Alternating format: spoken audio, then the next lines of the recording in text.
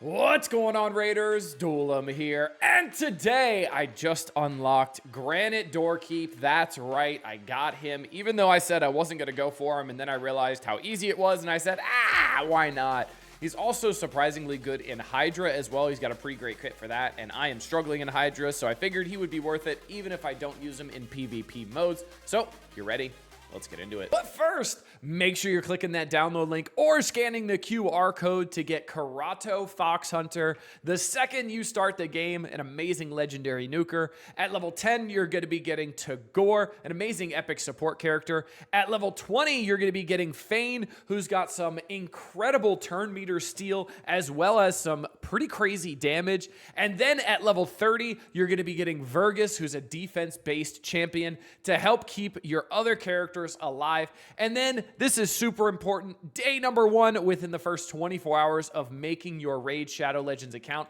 Type in promo code Monkey King to get Sun Wukong, one of the best free legendaries they have ever given. And if you're on iOS, make sure you're clicking a different link in the description to type in any promo code.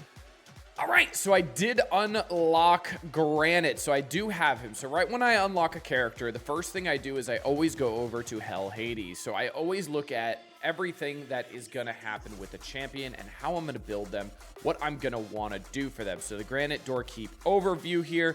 So obviously increase accuracy, decrease defense, and block buffs to enemies. Great for Hydra. You see Hydra 4.5, pretty solid. Even in dungeons in hard mode, not too bad either, because his A1 is a triple hitter, so not too bad in Fire Knight hard as well. Pretty solid, honestly. So you see the book value is 10 out of 10. Obviously, you want to book priority, the A2 and the A3. His aura is increased ally crit rate in all battles, so not terrible, not great though. We do have some different options here. So we have general PvE, nuker PvE, and then we also have PvP masteries. I'll probably be going the general PvE route here, just because I'll be using him in Hydra more often, so I'll make sure I do War Master here.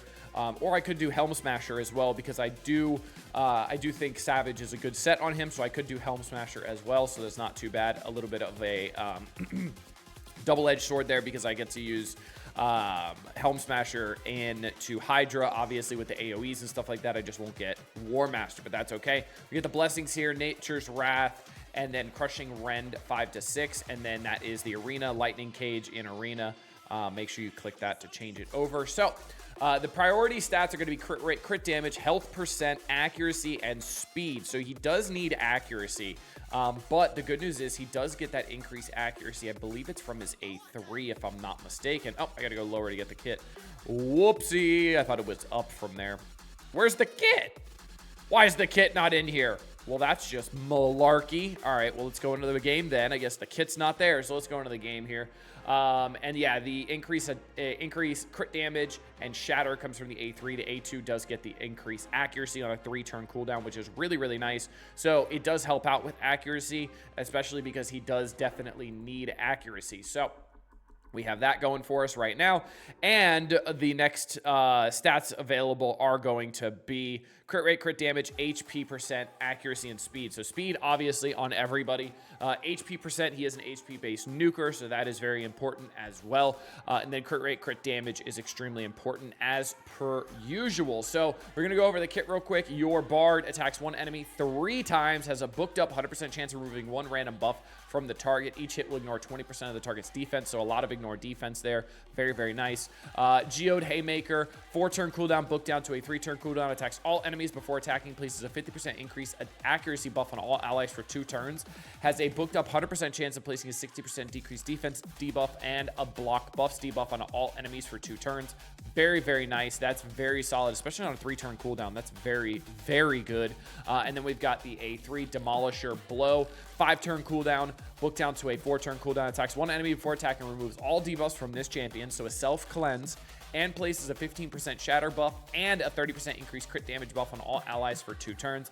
Now, Shatter is interesting, so let's make sure we talk about Shatter here. Let's go down. Where is it?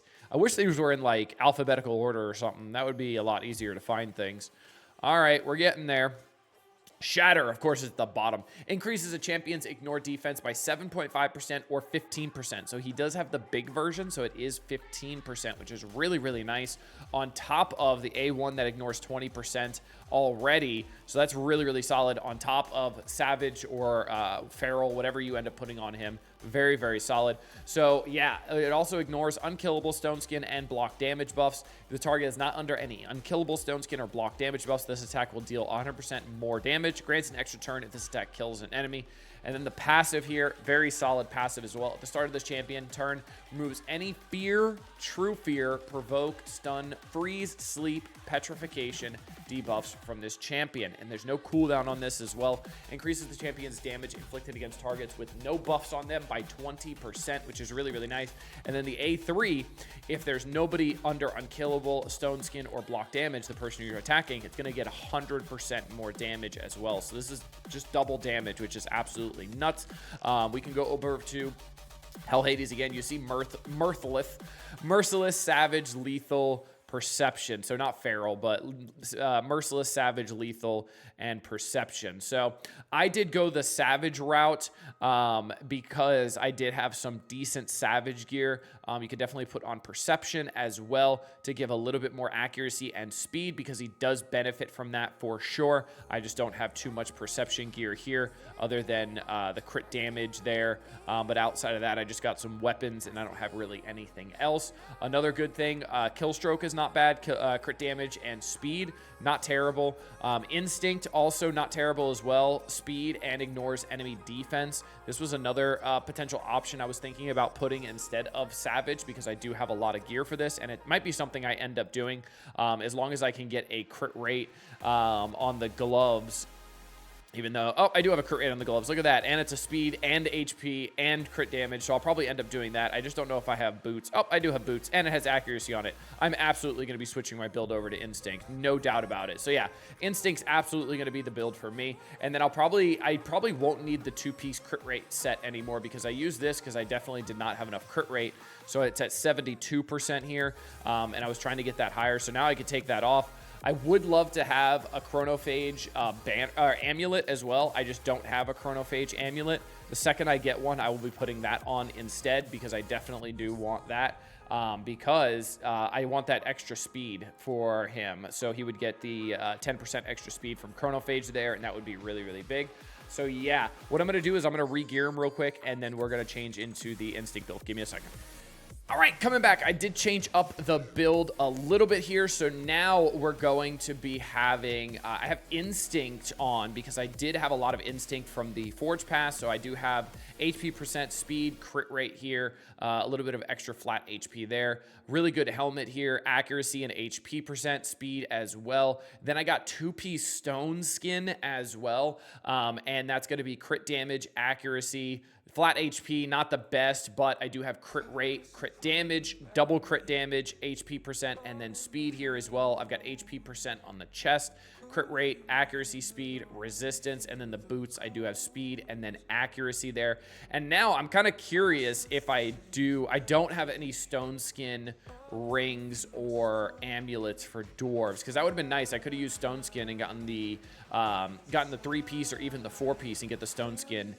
So 4-piece Instinct, 4-piece stone skin would have been kind of nice to have, but I'll take it. Not too bad. His stats are much better. 189 speed. He does have 40,000 HP as well. The crit rate is almost at 100 to 87%. I wish that was higher. The crit damage is a little low as well, 127, but not too bad. I do have the accuracy at 112 as well. So once I get masteries and everything built up on him, which is going to be my plan, since I'm not going to be going for April O'Neil like we talked about in a previous video, I am going to work on him. I'm just going a little hard on April to get to this legendary skill tome, make sure I have that, because those are always invaluable to have. So I am pushing some things. I did do some stuff in the gear enhancement, as you see here, but I'm not going too hard. I did have some extra silver laying around, and I knew I wanted to build granite. So now I want to make sure I save some silver for potentially getting Leonardo this week, right? Potentially on Friday, because there is that that hero's path that's coming, which is presumed to be for Leonardo.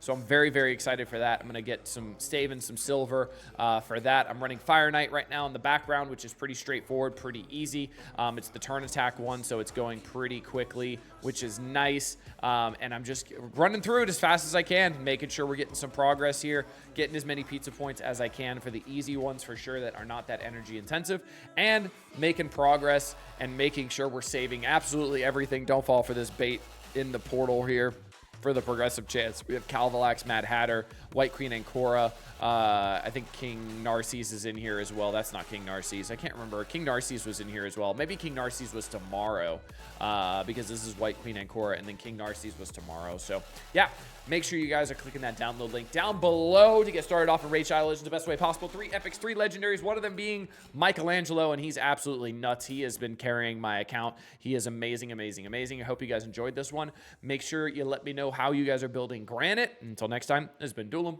Later, Raiders.